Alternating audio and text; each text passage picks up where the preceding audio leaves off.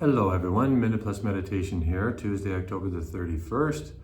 And of course, it's the last day of October. So tomorrow we launch into November and the month of the Holy Souls. I should have a strong year-long devotion to them. So I'll be talking about that through the month of November.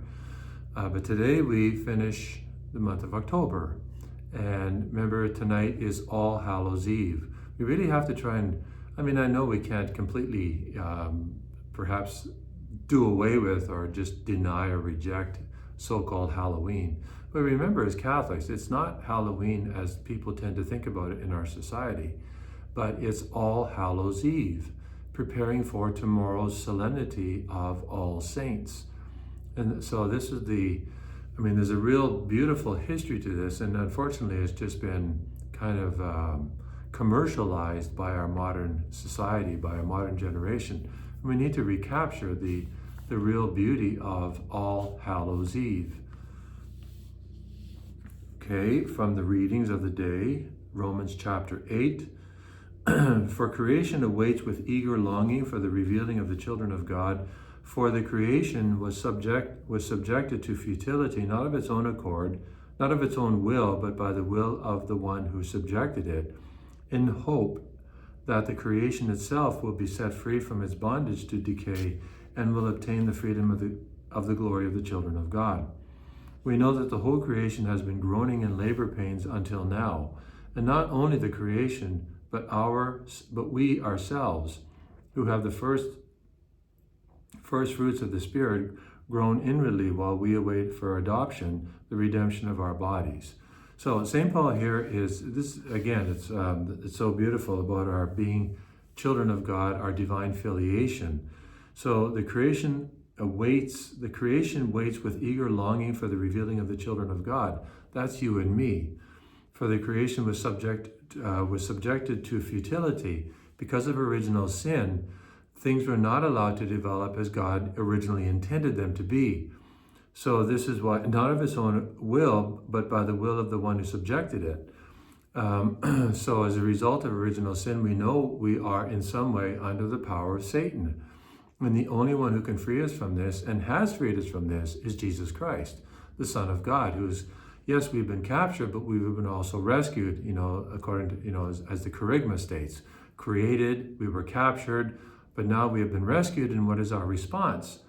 So, and our response is to basically live our life, our divine filiation in freedom as children of God, to show forth to the world, what it really means to be children of God. That's our daily challenge.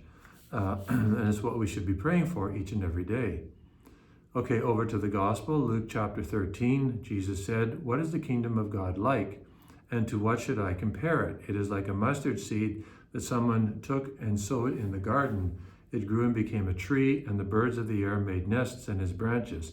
Then he uses another parable. I compare the kingdom of God, and it's like a woman who took and mixed in 3 measures of flour until it was all leavened. So the kingdom of God starts small, and then it sort of expands just as yeast expands. Or like the mustard seed, which is very small and grows into it is the biggest shrub of all, and has an expanding, set of roots.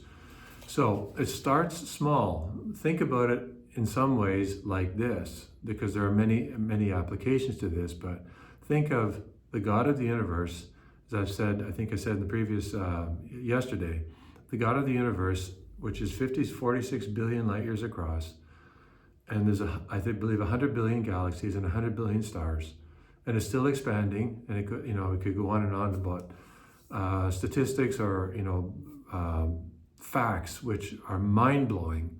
Okay, this God of the universe brought it into existence, and it's still expanding, and He sustains it in existence with all the gazillion laws of physics, and then He makes you and me. He is in a crib. Talk about a mustard seed or small. I think it was C.S. Lewis who said, basically he's like coming in behind enemy lines, as a undercover, as it were. The devil could never have foreseen this, that God would humble himself in such a way that he would come in the form of an innocent child. It's good for us to think of it this way, that the kingdom of God is something small like this, and it expands and expands and expands. You and I obviously are called to align ourselves or open our hearts to the power of the kingdom and not worry about size per se, but worry about fidelity, because then if we're faithful to God, the size will take care of itself. But it's, again, there are many applications to this. Focus on the importance of small deeds, done for love of God, and how they grow and multiply.